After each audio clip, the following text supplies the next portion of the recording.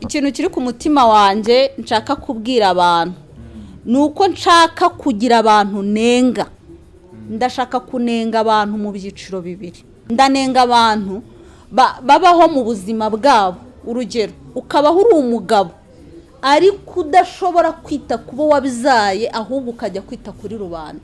Ngera kunenga abagabo batabagore bakajya gushaka abandi bagore kandi bazi ngo bataye abana bagiye hehe kubyara abandi. Abo bagabo ndabanenze, aho muri hose mwigaye mwumve yuko ibyo bintu mukora nta mumaro, nta buzima, iherezo ryanyu rizarangira nabi.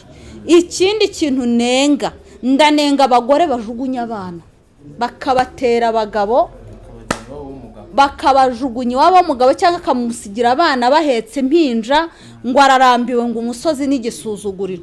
Madame, ko wananiwe guheka uwo mwana wabyaye uzamuhekerwa nande? Kubera iki? Kubera ko bagiye amatwi yabo atakaramo ibyiza. Muzanyura mu bitangazo, ugiye kurira indege, ugiye Amerika, ugiye muri Canada, Imana iguhaye inzu na etaje, iguhaye muri Canada, iguhaye urubyaro rwiza. Ubu dufite ababyeyi bafite abana babyariye mu ngo biturutse ko batunguwe. Nyamara abavuga butumwa bagiye bababwira ngo kubyarira mu rugo birashoboka, ahubwo uburyo wabyitwaramo nukuhe. Byaba byiza kurenza kubabwira ngo abana bawe bose bazakora ubukwe bashyingirwa, ari n'abatazashyingirwa. Rega ndagira ngo nkubwire kuri kamera ngo ntago abantu bose bazakora ubukwe, ari n'abazapfa badashyingiwe. Ngewe njye mbabwiza ukuri, hari umuntu uzapfa adatunze amafaranga kandi azi neza ko afite isezerano ryayo kuko ntiyigeze ahaguruka ngo ajye gukora. None se niba atarakoze, Imana yarambwiye ngo nzaguha amafaranga, aricameza arya, maboko ye ni mazima, ubwenge bwe ni buzima, yaraniza, afite n'ubwenge, ariko ngo ntashobora kujya gucuruza inkweto downtown. Ngo downtown ngo hacuruza y'abantu ngo bimboba, barababeshye. Hariya hari abanyabwenge, hari abarisansiye, hari abadoktora, hari abantu bafite ubwenge bagombaga gukoresha mu biro. Ayo mahirwe ntibayabonye, ariko bizi ikindi kintu bagomba gukora bakiteza imbere. Bakristo, mwige gukora, muve mu bintu byo kugendagenda mu mihanda mwese koroka abantu ngo muri kujya mu ijuru. Ijuru rya mbere ninjye nawe, ijuru rya mbere ni umusaruro ukubonekamo, ijuru rya mbere ni ibyo ukora. Ibyo byose iyo utabisohoje ngo ubikore neza urarimbuka, n'ubundi iyi si irimo iradusiga. Amahoro y'Imana aho uherereye hose ku mugabane w'Uburayi, Amerika ndetse n'ahandi hose, turashimira abanyarwanda by'umwihariko abarundi inshuti zacu zakadasohoka. Reka tugushimire cyane rero, tukwifurize kugubwa neza. Niba wumva utamerewe neza ihangane, bucyana yandi ejo nawe bwacya wishimye. Umunsi niba byanze ejo bishobora gukunda, komeza ukore cyane. Imana izaha umugisha imirimo y'amaboko yawe. Imana ishobora gutangira umugisha ahandi, ahubwo wawubonera ahandi, ariko ntiyawutangira ahandi ko ntiwawusangayo. Ariko mu mirimo y'amaboko yawe niho yatubwiye izabiguhe umugisha. Imana iwutangira mu mirimo y'amaboko yawe, ukongera ugaturuka ku nshuti zawe bitewe n'uburyo mubanyemo. Ariko ntago wavuga ngo umugisha uri i Burundi ngo ndi mu Rwanda ngo uzansanga hano ya, ahubwo ugomba kuza. Bavuga ngo umugisha urakwirukankana. Baravuga ngo ahubwo ngo ukwirukaho, ngo ukwirukaho ngo ukagushaka. Uraza nyine, nicyo kintu nari mvuze, ukawakira kandi ukazira mu byukora. Yego, uturuka i Burundi ukansanga mu Rwanda. Turuka wajya kushakayo birashoboka bitewe n'imirimo y'amaboko yawe. Rega buriya Imana ishyigikira ibyo ukora, ntago ishyigikira ibintu udakora. Aho wajya hose Imana bitewe n'uburyo w'ubwawe wayobojemo inzira ukagenda iragushyigikira. Ndasuhuza abantu bose bari muri East Africa, bihugu by'Uburayi, Amerika n'ahandi ku isi yose. Njya ndeba abantu badukurikirana bari muri za Canada, mu Bufaransa, mu Bubiligi, muri Suwede, mu Bushinwa, mu Buhinde, tujya tugerayo bitewe n'uko Imana yabadutunze y'inkone. Rega buriya reka nkubwira, Imana itakwemeje abantu ntibakubona, nta n'icyo banagukorera, ariko Imana batugiriye neza kugira ngo muturebe. Imana ibaha umugisha mwinshi. Yego, gusa neza nabyo bihesha Imana icyubahiro, kuko hari ahantu twageze tubura uko twisiga, tubura ibyo turya, tubura uko dusa, tubura isura, ariko uzikubura byose nk'ingati imennye. Ariko igihe kigeze Imana ikugarukaho kandi ikakugirira neza. Yesu arakora cyane. arakora ni kumuririmbyi yaririmbye. Arakora, muntu uri kundeba Yesu arakora pe, afite n'ubushobozi. Ahubwo ntimugacibwe intege n'ibyo mubona muri iyi minsi biteye ubwoba, ahubwo birahari pe, binayobeje abantu, binatumye abantu benshi batungurwa uko babonaga abakozi b'Imana siko bari kubabona ubu ngubu. Ariko ndashaka kubwira abantu ngo mwebwe mukurikiye uwo mwizeye, uwo mwakiriye, uwo wamenye, bari gukurikira abantu bareke, kuko buri muntu wese ni Imana ye. Yego. Reka twiganirire, ntabwo waruherutse ariko umaze kuba umushyitsi musangwa, reka wivuge mu mazina kuko buri munsi duhora tubwira abantu ngo tuba dushaka kwaguka. Hari abantu bashyashya baje bakeneye kumenya si uyu muntu ninde turi kuganira. Amazina yanjye ni Musabye Marianita, ndi umukristo, ndi umukozi w'Imana, ndi umujyanama w'abantu benshi, kandi numva mbikomeje kuko ni umutwaro numva muri ngewe ndimo, ni umuhamagaro numva mbikunze kubera yuko nshaka kugira abantu inama. Ndashaka kubabwira ko Imana ishoboye byose kandi ari inyembaraga, no kubakomeza mu gihe barimo. Eric, abantu bararushye kandi bamwe ntibazi n'uwabaruhura, ariko harimo abanezerewe. Kunezerwa rega buri ibyishimo umuntu abyishakamo. Ushobora kuvuga oya, kuvuga kuburara urumva nyine ni ikintu cyakugwiririye ariko ntiwabipanze. Ariko wariye, iyo wariye ukanywa, hari abarya bakanywa ntibishime, ahubwo ibyishimo ni wowe ubigena, ni nawe ubipanga kuko ubyishakamo. Iyo ubyishatsemo urabibona, ariko none ahangaha ibyishimo uzashakira ku bantu ntuzabibona. Banza ubyishakemo ubibone, numara kubibona ubisangize n'abandi. Nicyo nabwira abantu. Reka tubwire buri muntu wese rero ubana natwe muri kino kiganiro, ihangane usharinge bino biganiro mu nshuti zawe kugira ibintu bigende neza, kugira twese tujye tuganira, ibyo tuganira ntibigume mu bantu bakeya, ahubwo bigomeze bigende. Kireka niba wumva bitakunyuze, ariko nta nubwo ibintu byose twakora ngo dushimishe rubanda, ariko niyo ntego yacu. Nubwo ntawe ushima rubanda, ntawe ushimwa na rubanda rwose. Wowe hari abantu benshi bakubwira ngo nita ngo numva ibyo bintu birikiriya ngo burya ngo ntago bari sawa. Ntago bari sawa. Mbibonamo uburyarya. Yego. Impamvu ngo nita ngo ndagukunda subibonamo uburyarya. Oya.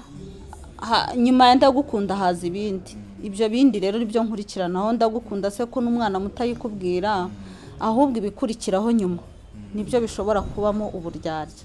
Yego. Niki cyakwereka ko umuntu ari kukuzanaho uburyarya subundi nyuma yuko akubwiye ngo ndagukunda mu kimata nabikubwira. Hari igihe wamenya ko umuntu ari indyarya kuri wowe cyangwa ari umuntu kurimo ari babane ngo mbarimo mbaze. Akenshi indyarya ntago yihishira. Indyarya ntishobora kwihishira aho ikagera. Indyarya ikikwereka ko umuntu ari indyarya, ibyo yavuze uyu munsi ejo si byavuga. Ni ukuvuga ngo indyarya ihora ihindura amagambo. Uyu munsi kuvuga neza, ejo ikakuvuga nabi. Uyu munsi murahura akakubwira ati nita uri inshuti yanjye magara, umva niwe muntu wenyine nabonye unyura umutima wanjye. Ejo ukazasanga yabwiye abantu yuko uri kasha kwanga urunuka. Uwo ngo aba ari indyarya, kandi indyarya ntutinda kuyimenya. Ikindi, umuntu kwanga ntago wamuyoberwa uteze kandi adashobora kubiguhisha.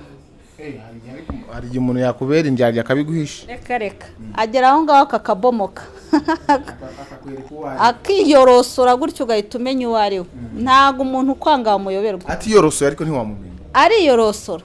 Reka da, hari ibintu bidatinda: ubugome, ubugambanyi, ishyari. Ibyo bintu ntibijya byihishira. Ariko yakuhishiramo kugeza kurimbuye. Ntabwo bishoboka. Burya arakurimbura, ariko akurimbura yarakweretse ibimenyetso. Yego. Nuko uba waragiye wica. Urenzaho uvuga uti oya birashoboka ko wenda atari we, reka mubabarire, ukaba muri icyo kintu, urumva, ukaba muri icyo kintu cyo korosa nyine bimwe by'abanyarwanda dukora. Ariko umuntu kwanga ntushobora kumuyoberwa. Agera hagaceceka no muri comment ujya kubona ukabona yanditsemo ikintu kitanabaho. Gakinga uriya muntu ngo ndacyanga. So umuntu urumva yakihishira. Hari ibintu bidatinda: ishyari, ubugome, uburyarya, ubugambanyi. Ku muntu kwanga ntago byamwihishamo ngo bishoboke. Yego. Anita, kugeza kanya hari umuntu wari wakwihishamo akagukorera ibikorwa byiza, ukaza kuza kubimenya ko ari indyarya? impamvu kugeza izi saha ngewe mvuga ko ibyo bintu byambayeho, ariko ngewe iyo mvugana n'umuntu mugiraho amakenga, ndatinya. Hari n'ijyanye ndikira nkasanga yanditse nko kuva hejuru kumanuka, nkandika ngo oke cyangwa urakoze. Oya, ntabwo bifata nk'agasuzuguro, ahubwo ngewe impamvu mba ngize impungenge, kuko kenshi cyane iyo mbonye ibintu wanditse uhubuka buri mwanya buri kanya wohereza, ndagutinya nkubonamo uburyarya, kuko kenshi cyane ibyo bintu bije byihuta ntibitinda. Amarangamutima kenshi cyane atavuye ku rukundo arashira, ni nka santima buriya. Umuntu mushobora kwicarana akumva afite santima zawe yashize, ariko ejo mwakongera guhura ugasanga za santima ntazo agifite. Bitewe n'iki? Bitewe n'uko ikintu cyose kitayobowe n'urukundo rw'ukuri kirangira vuba. Niyo mpamvu n'umuntu ushobora kukubwira ngo wenda ndagukunda, ndagushaka, duhurira aha, ukabona biririmba buri kanya ujya umutinya, ujya umugiraho amakenga. Umuntu udashobora kuvuga uti nagize impamvu cyangwa habonetse impamvu ituma tudahura, agakora igishoboka cyose ako kanya mugahura, ati nta kibazo ngwino. Uwo muntu ushatse wamutinya, kuko nta muntu ubaho utagira impamvu. N'umwana mutagira impamvu, nta nkanswe abantu bakuru nkatwe twirwa tubeshyanya ngo turakunda. Urukundo rw'iminsi ni uburyarya, impamvu abantu tutakibyizera. Nsigaye numva umuntu ambwira ngo arankunda nkumva ubwoba buranyishe, kuko impamvu ngira ubwoba urayizi, nuko ababiririmbye mbere ntabyo bagumanye, naranababuze. Kandi baje bafite confidence, baje bafite imbaraga, bafite n'ibimenyetso n'amashusho n'amajwi, ariko bose sinamenye n'irengero ryabo, banagenda batananseze. Ni ikibazo gikomeye. Bamwe bakagenda banadukomerekeje cyane, basiga batubabaje, basiga bakubabaje kuko urangirika. Niyo mpamvu iyo umuntu ambwiye ngo shushu ngo sheri bwa buranyica, mpita numva ngize akantu nkavuga uyu muntu ni ukumwitondera, uburyo ajemo bwonyine bunateye ubwoba. Ariko wa wundi uzakora igikorwa runaka cyamwaramutse namwiriwe, wenda agahuzwa n'akazi cyangwa ikindi kintu, uriya muntu ashobora kuba kuzirikana kurenza umwe wabivuze inshuro nyinshi ku munsi. Yego. Ariko Anita, turaza kuza kuganira ku ngingo na zimwe. Hano hanze hari ibintu biharaje, ni kenshi mu bakozi b'Imana, umuntu mukaba muri inshuti akakugirira neza, ariko kugira kuvuge, kugira Anita mubone impamvu, namubuze impamvu. Anita ejo mu gitondo twaganira, yambwira ngo twaganira nko ku kibazo w'abana, yavuga ngo abana bafitiye ikibazo cya minerivare, ati umwana yishyura ngahe, ati yishyura wenda 150, ko nta kibazo nagufasha, kabaguhaye nk'ibihumbi 100, ariko kugira abone uko ataranga Anita yaramubuze. Yego, nanone ku bantu bafasha abantu n'abitangira abandi no kujya tubagiraho ubwenge, kubera ko icyambere uwo muntu agufashije nta n'urukundo mufitanye cyangwa ubushuti bwa hafi. Kabiri, uwo muntu umuvandimwe wawe unavuga uti wenda ari kukwishyuza ibyo yaguhaye, ni n'ibya famiye. Ikindi, uwo muntu burya ajemo ashobora no kuba ajemo kukuvuga, kuko yabuze aho yahera agerageza ubuzima bwawe, arakubonye kuboneye mu bibazo. Rero niyo mpamvu mbwira abantu ngo umuntu nagufasha ujye utekereza ko ashobora no kuba yabivuga, kubera ko umuntu yambaye inyama n'amaraso kandi agira intege nkeya. Ushobora no gusanga atari we wabivuze kubera ko yabishakaga, ahubwo bitewe n'abantu ukuntu yumvishije bakuzi, bagufata, bakuvuga. Noneho nawe bikamutera guhita avuga ati yewe namuhaye 100 ubushize. Ugasanga nta mutima mubi babivuganye, ariko babandi babyumvishe n'ukuntu bakwangaga bagahita baboneraho inzira zo kugusebya no kuguharabika bivuye kuri ako kantu. Ushobora kuba wabivuze nta mutima mubi yabivuganye, ariko abo yabibwiye bitewe n'uko mubanye bakabyamamaza, nabyo birashoboka. Niki kintu wabwira nyine umuntu n'ubundi utanga yarangiza akababoneyeho kukuvuga cyangwa akabonye urwitwaza akazajya ahora bigucyurira? Uriya muntu ntago baraguhaye abishaka, kuko umuntu waguhaye abishaka anabikunze ntago atekereza kuba yanabivuga, kuko aravuga ngo nakoreye umugisha, nagize neza, namufashije ku kibazo yari afite uwo munsi kirakemuka. Ariko umuntu ukuvuga mu by'ukuri aba yarakwikizaga no kugira ngo apime ubuzima bwawe, arebe ko undi munsi uzongera ugasubira ukajya kumusaba cyangwa kuba wamugisha inama uti ndababaye ngaho mfasha. ikindi kintu mbwira abantu, ndashaka kubwira abantu bashaka gukorera Imana cyangwa gufasha abantu ari uko bamenye ko abantu ari abanyabibazo, ntabwo abantu ari beza. Ko umuntu ufasha by'ukuri ufite urukundo rwo gufasha ntarindira ko Eric agira ikibazo, ahubwo we aribwiriza akavuga ngo Eric nkurikije ko yambaye ubusa reka mwambike, ntabwo ategereza ngo Eric azansaba ipantaro. Rero uwo muntu ufasha kuko bamusabye, mu by'ukuri nta mpano yo gutanga afite, n'uwo mutima ashatse yawureka ko sibye. Ariko ashobora kuba atabibona, mudatuye mu gihugu kimwe, mudatuye muri quartier imwe, ariko kubera iki ngombwa ko muyagira kuba none andi mu Rwanda uri i Burayi uyobe ibibazo biri mu Rwanda kandi ibibazo biri mu Rwanda bamwe na bamwe nubwo bitageze kuri benshi byageze kuri bake. Abo bakeya utekereza uzirikana b'inshuti zawe cyangwa mwamenyanye, ntago wakibwiriza ukavuga ati reka mwohereza agafuka k'isukari ubu ngubu uri kuribwa n'umugabo igasiba undi. Ariko si ngombwa ko abantu barega basabwa, ahubwo dukwiye kwibwiriza tugatanga mbere yuko tukabiba, tukareka kwirirwa kurebera ku bandi ngo kuko nabonye pasiteri runaka ari gufasha abakene ngo nange reka mbikore. Aho niho bizava iki za ntandaro zo kwirirwa utaranga abantu ngo wabahaye kandi ntibigeze bagusaba.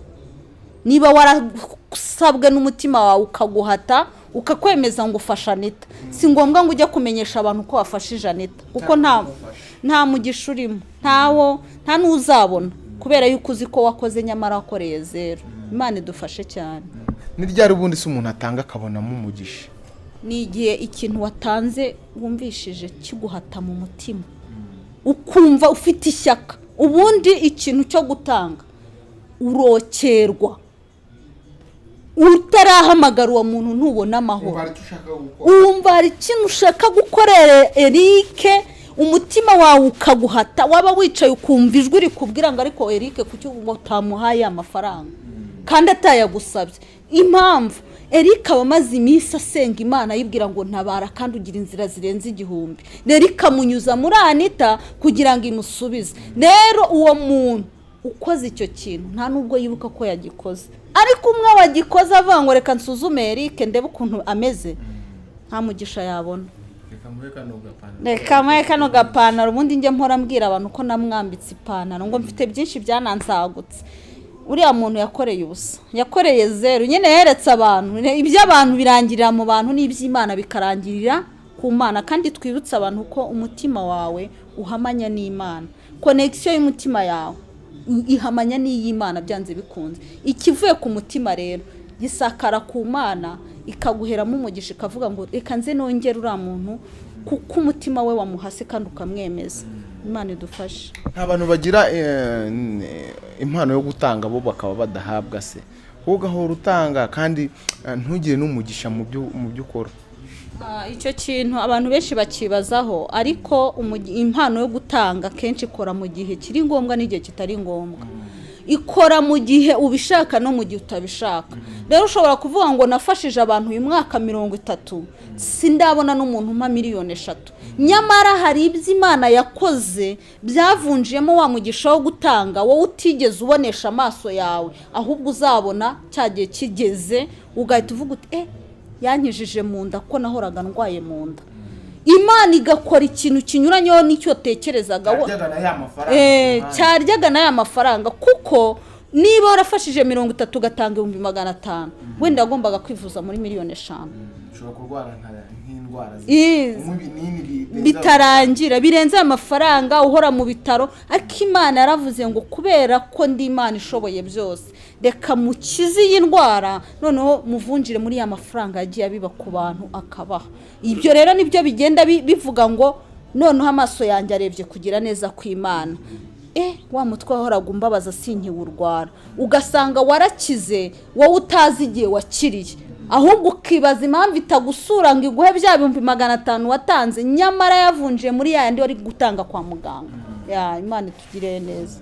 Niki kintu wabwira abantu bihisha mu bandi, mukabano ari indyarya muri wowe, mukabana ari umwanzi wo mu imbere? Ikintu nabwira abo bantu barangira vuba. Impamvu nkunda gukoresha iryo jambo, iyo uri indyarya ku muntu watakuryarya, Imana igera ikagushyira ku kabarore. Bishobora kutabinyuza muri njye, ngo ibe yagukoraho ikintu ikwereka abantu, ariko ishobora kugukorera ikintu ku ruhande igahita ikwereka ngo wa muntu, wa mugore, wa mugabo, wa musore burya ni indyarya. Ndabwira abantu bigira indyarya ku bandi ko atari byiza. Ikindi cya kabiri, biteza umuvumo, kuko njyewe urukundo nakweretse n'uruvuye imbere mu mutima, wowe urwo wanyeretse n'urw'uburyarya. Ibyo nkundo zombi ntizitandukanye. Imana izaza ikureke, ibareke munagendanye gutyo, ariko igihe niyo kigeze iraborosora igakuramo ya ndyarya ikayishyira ku karubanda, ikamwerekana ku buryo na ya nshuti yamukunze by'ukuri igeraho ikavuga ikavuga ngo n'ubundi Yesu yarabiretse birakurana kugira ngo nzamenye ukuri uko ariko. Erega burya reka nkubwire, indyarya ikuryarya ntushobora kwiyoberwa, ntabwo wayoberwa, urabibona ukanabyihorera, kubera ko uba uvuga ngo ni inshuti yanjye nta kundi namugenza, ugakomeza ukarwaza, ariko umuntu ukuryarya ntumuyoberwa.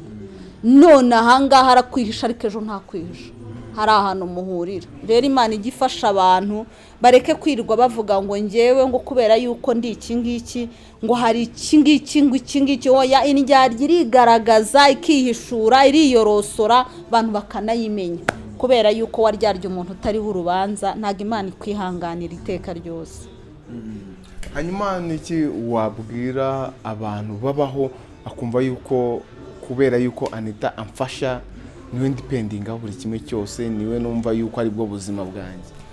Ikintu nabwira abantu nuko bareka kubaka ku bantu, kuko uriya ni umukozi w'Imana waje mu gihe cy'Imana, mu gihe Imana yabonaga ko ukenewe cyangwa se ukeneye ibyo bintu agufashamo, sibyo? Ariko iyo umwubatseho igihe kikagera agatera intambwe akegerayo, uba umusazi. Ariko iyo wubatse kuri Kristo ukavuga ngo niwe wohereje uyu muntu ngo ambere igisubizo, Kristo arakomeza akamuha imbaraga, kuko twibutse abantu ko abantu bacika intege bakanananirwa.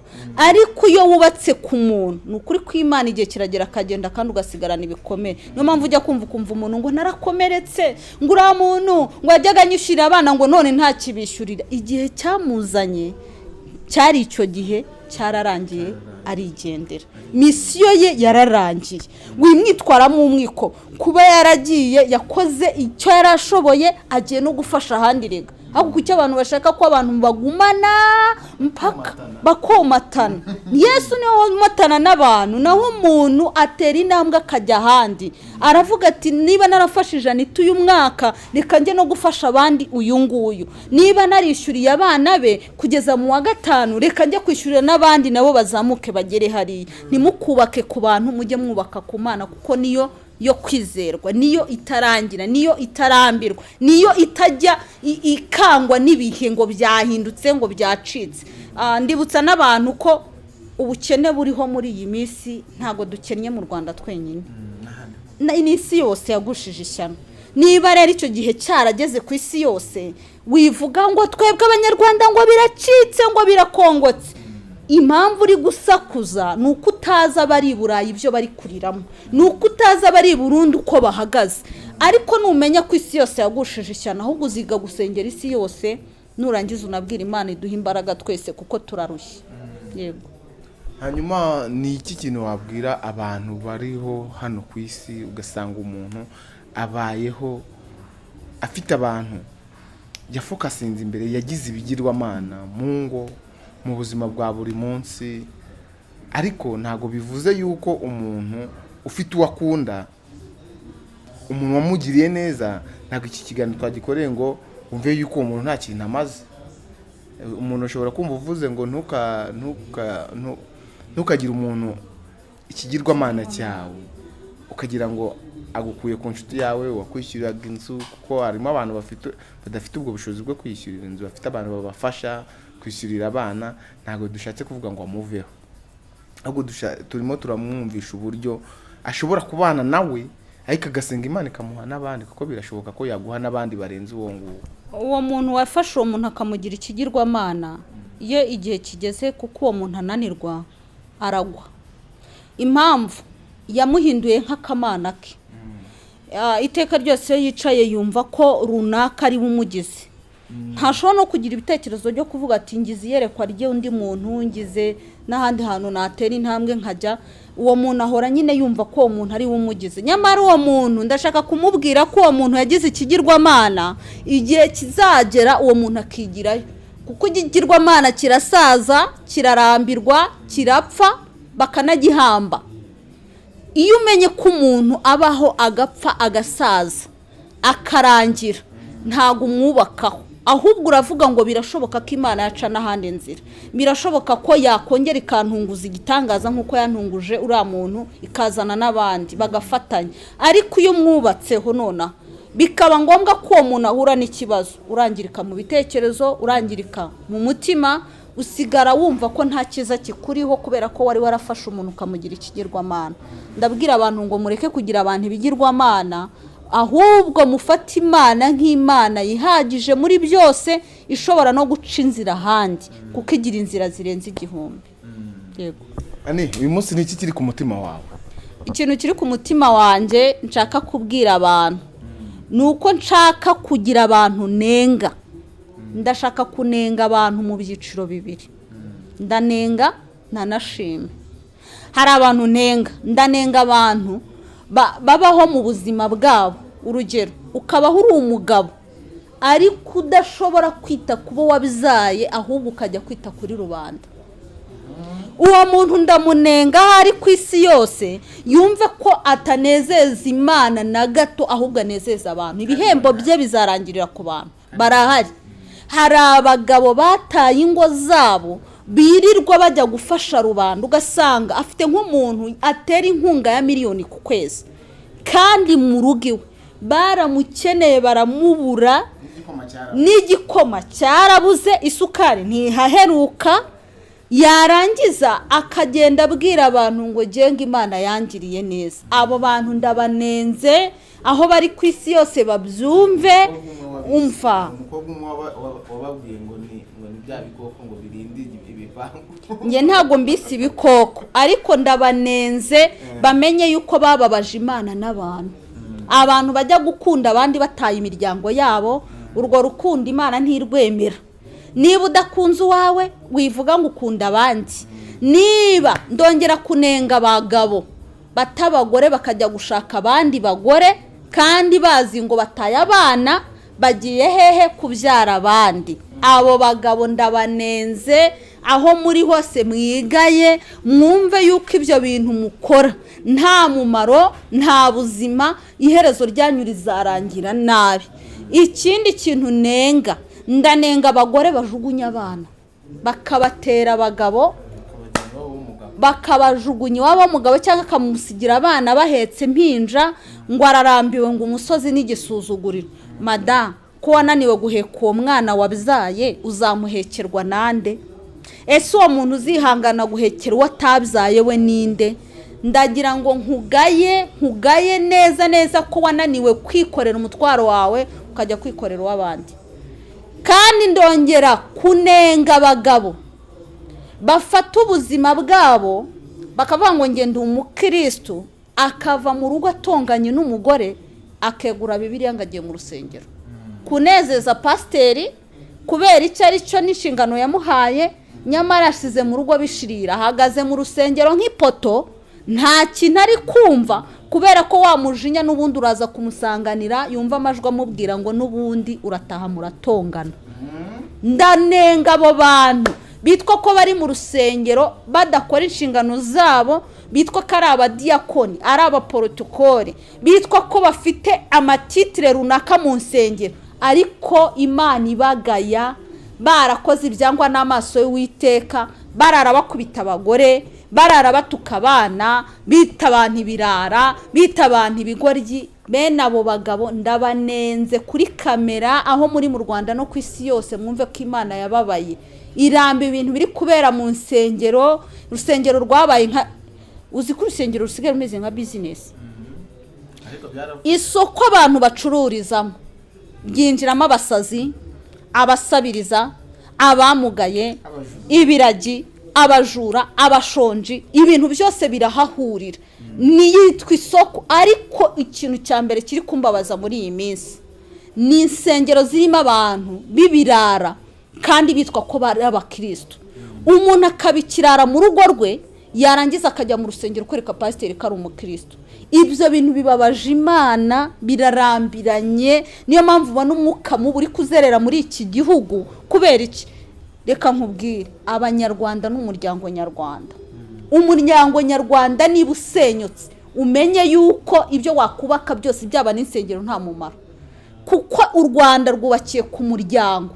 Niba uwo muryango urimo amahane, ukabamo amahari, ukabamo intonganya, ukabamo ubujura n'ibiki byose, ntago abanyarwanda baguwe neza. Wa muvumo urazerera, wa muvumo urazenguruka, wa muvumo urakomeza utembere uze ushyike ku banyarwanda bose bahorwe wowe. Kubera iki?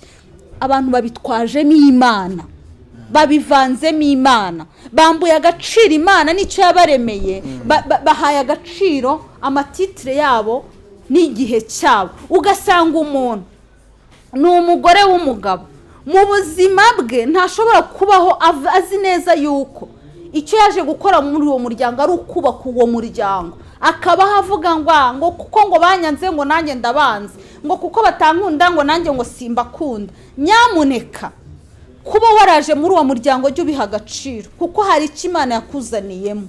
Bene data, kuba mu rusengero, kwirirwa gusenga ubutayu, kuzenguruka isi yose uvuga Yesu, uzi neza ko iwawe harimo ikibazo. Urakorera ubusa, urakorera zeru, urereka abantu ariko Imana irakugana. Niyo mpamvu ijambo ry'Imana rivuga ngo urabikora nka kwihorera, ukibwira ko mpanywe nawe, ngo ariko igihe kimwe nzabishyira imbere y'amaso yawe uko bikurikirana. Hari abantu bategereje ibihembo byo mu ijuru, nyamara ibyabo barangije kubyakira. Warangije kwakira ibyo mu isi, kuko ibihembo byawe niho bizarangirira. Uzi ngo uri gukorera ijuru, warangije kurimbuka, warimbuye umuryango wawe. Mperutse kubwira umuntu umwe, ndamuganira nkubwira, kuba utishimye ukajya mu rusengero kunezeza pasiteri nta kintu bizakumarira. Banza ubone amahoro yo mu mutima, nurangiza uzajye gusenga wumva wishimye. Ko gusenga kuzima ni ukuganira n'Imana. Iyo uganiriye n'Imana wumva utuje, biguhesha amahoro, ukumva wanasubijwe mu masengesho yawe. Ariko iyo usenze ufite umubabaro, urimo uravuga ngo n'ubundi naraye ndwanye n'umugabo, n'ubundi twapfuye amafaranga, nta masengesho arimo. Abantu bari gusengera ubusa, bari gutahana zeru. Nge nagize yerekwa mbona uburyo abantu bari gutahana ubusa bibwira ko bari gusenga, bari gutahana zeru bibwira ko bari mu rusengero. Nshuti yanjye, nshuti y'Imana, ndagira ngo nkubwire ngo amahoro Yesu atanga si nk'ay'abisi batanga. Banza ubona amahoro, ibindi byose bizaza ari inyongera. Umugabo ufite ni inyongera, amafaranga wagize ni inyongera, agaciro n'icyubahiro Imana yagushyizemo izisa ni inyongera. Ahubwo bibyaza umusaruro, bigirira abandi umumaro. Amahoro ufite azahesha abandi amahoro.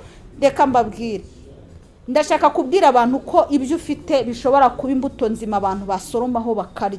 Niba ufite amahoro, uzahesha abandi amahoro. Niba muri wowe uhorana ibyishimo, nta mpamvu yo kugira ngo umuntu wese ukugezeho ngo abure kwishima.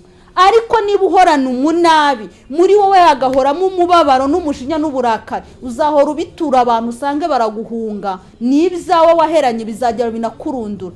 Ibyishimo umuntu abyishakamo, kabiri wamara kubyishakamo ukabiharanira, urabiharanira, kiba igikorwa wowe ubwawe uvuga ngo ngennye igihe cyo kwishima, ukishima. Naho nutegereza ibyishimo ku bantu ntabyo uzabona. Abantu b'iyi minsi barahumuye, abantu bararakaye, abantu buzuye agahinda n'umubabaro, ku buryo ugendana n'umuntu atwaye imodoka ukabona arimo arivugisha.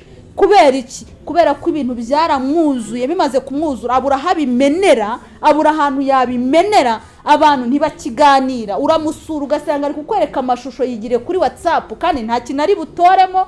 Aratoramo amashusho mabi, aratoramo porno, aratoramo abambaye ubusa, aratoramo abari gutukana kuri WhatsApp n'amafilimi. Ibyo bintu nibimara kumwuzura, intambara afite mu rugo bigahura n'ibya filimi y'ibigoryi, uwo muntu arahora ameze ati. Urahura nawe uti mwaramutse cwe, wamubwira uti umeze utati, wese umeze uti, urambaza iki? Uwo muntu nta kizima kimukomokamo, kubera yuko ibyo yapakiye muri we byabuze aho bimenekera ngo bisohoke. Niyo mpamvu njya mbwira abantu nkababwira ngo ngiye nkunda kuganira. Niba uri mu Rwanda unkurikiranye cyangwa uri ku isi yose, nkunda kuzinduka mbwira abantu ngo mumeze muti waramutse. Impamvu nuko iryo jambo nuko igihe turimo batari bakiteze. Abahanuzi twaragiye hano bakajya bavuga ngo turabasazi, ngo bavangiwe, ngo barahaze, ngo nabesikoro. Ugasanga wiswe umwesikoro nta n'umuntu uresikoroka. Kubera iki? Kubera ko bagiye amatwi yabo atakaramo ibyiza. Muzanyura mu bitangazo, ugiye kurira indege, ugiye Amerika, ugiye muri Canada, Imana iguhaye inzu na etaje, iguhaye muri Canada, iguhaye urubyaro rwiza. Ubu dufite ababyeyi bafite abana babyariye mu ngo biturutse ko batunguwe. Nyamara abavuga butumwa bagiye bababwira ngo kubyarira mu rugo birashoboka, ahubwo uburyo wabyitwaramo nukuhe. Byaba byiza kurenza kubabwira ngo abana bawe bose bazakora ubukwe bashyingirwa, ari n'abatazashyingirwa. Rega ndagira ngo nkubwire kuri kamera ngo ntago abantu bose bazakora ubukwe, ari n'abazapfa badashyingiwe. Ngewe njye mbabwiza ukuri, hari umuntu uzapfa adatunze amafaranga kandi azi neza ko afite isezerano ryayo kuko ntiyigeze ahaguruka ngo ajye gukora. None se niba atarakoze, Imana yarambwiye ngo nzaguha amafaranga, aricameza arya. Maboko ye ni mazima, ubwenge bwe ni buzima, yaraniza, afite n'ubwenge. Ariko ngo ntashobora kujya gucuruza inkweto downtown. Ngo downtown ngo hacuruza y'abantu ngo bimboba barababeshye. Hariya hari abanyabwenge, hari abarisansiye, hari abadoktora, hari abantu bafite ubwenge bagombaga gukoresha mu biro. Ayo mahirwe ntibayabonye, ariko bizi ikindi kintu bagomba gukora bakiteza imbere. Bakristo mwige gukora, muve mu bintu byo kugendagenda mu mihanda mwesikoroka abantu ngo muri kujya mu ijuru. Ijuru rya mbere ninjye nawe, ijuru rya mbere ni umusaruro ukubonekamo, ijuru rya mbere ni ibyo ukora. Ibyo byose iyo utabisohoje ngo ubikore neza urarimbuka. N'ubundi iyi si irimo iradusiga, iyi si irimo irarangira, iyi si irimo ibintu biri gutuma abantu barangira. Ukabona umuntu yarari hejuru umwanya hisabwa hasi nka voka itunguranye. Kubera iki? Igihe Imana yamuhaye ntiyagikoresheje neza.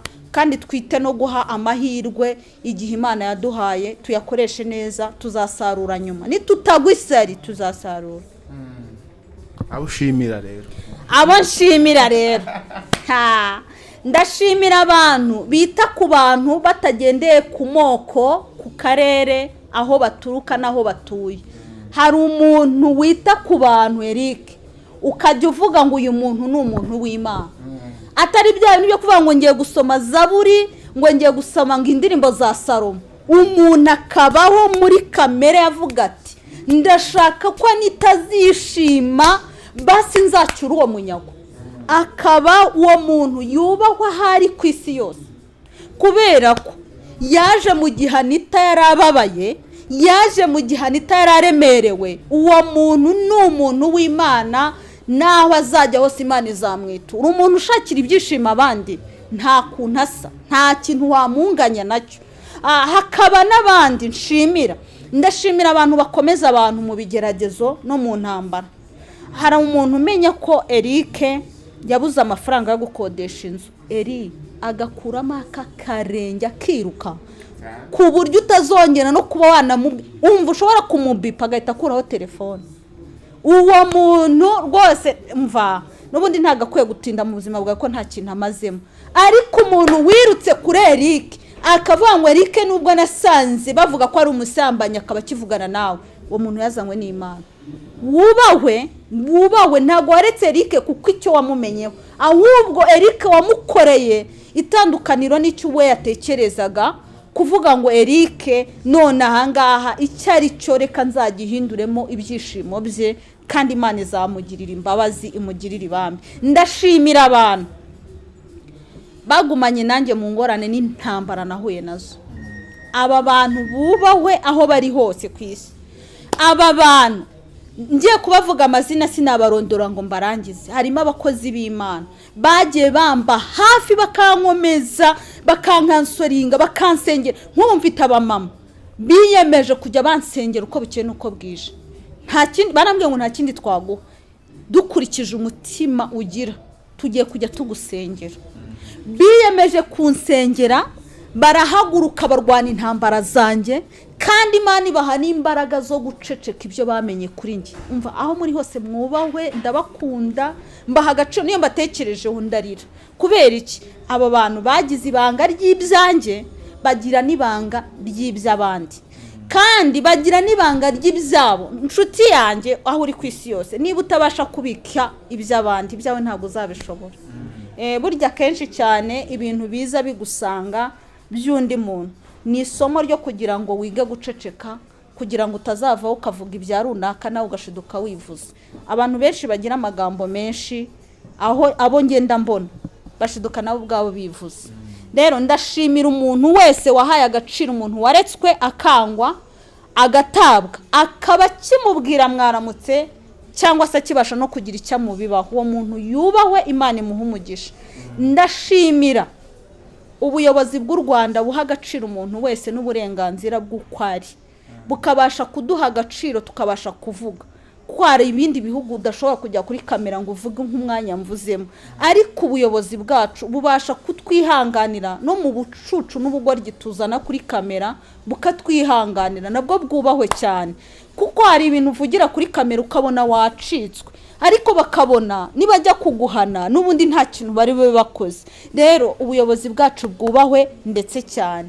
Kandi nkomeze kubwira aba diaspora bari hanze ngo mutwihanganire uko turi kose, abakosheje, abakoze amafuti, ababekorotse, ababagambaniye. Uzitwara abakozi b'Imana bagambana, baragambana rwose, ugasanga agambaniye umuntu ari hanze, ageze mu Rwanda huye n'akaga gakomeye. Ariko nukuri mukomeze mutwihanganire, kandi abantu b'Imana baracyahari, ntago twese turapfa. Hari 7,000 bitarapfukamira Bayali. Rero nsoza ndashimira abantu bose bagira uruhare mu gukurikirana inkuru zacu ndetse no kuziha umwanya wo kuzumva no kuzitega amatwi. Nukuri Imana ibaho umugisha, muba mwakoze ikintu gikomeye cyane, kandi muba mwakoze aho abandi batakoze. Muba mwaduhesheje agaciro, kandi n'Imana ikabona yuko twanyanyagije ubutumwa bwaryo ku isi yose, bukabasha kugera abo bufasha n'ubo bukomeza. Imana ibaho umugisha. Urakoze cyane, dusengera Imana. Turagushimiye Mwami, uri Imana igira neza. Wowe ntugira amagambo mabi nk'ay'abantu, icyakora ugira amagambo meza yubaka imitima, asana imitima, arengera abantu, akabarenganura, afasha abantu, akabakomeza. Uri icyambu kizima, uri Imana ikomeye cyane, uri Imana y'imbaraga, uri Imana y'ubutware, uri Imana y'ubushobozi. Rengera abantu bari Australia, muri Sweden, mu Bubiligi, mu Bufaransa, inshuti zanjye aho ziri ku isi yose, abari mu Rwanda. Mana ubahe kubakwa n'iki kiganiro, ubahe gukomera ku munsi bahagazeho, kandi ubahe gutsinda, barwane batsinde, baneshe, babintwari. Kandi nyakubahwa Imana uduhe kuzambuka uru rugamba ruzarangira, kuko ni urwawe, kandi ufite n'iherezo rya nyuma ku muntu waremye. Niyo mpamvu dukwiye guhora twiteguye kandi turi maso. Turagushimiye kuko tugiriye neza, mu izina rya Yesu Kristo, amen.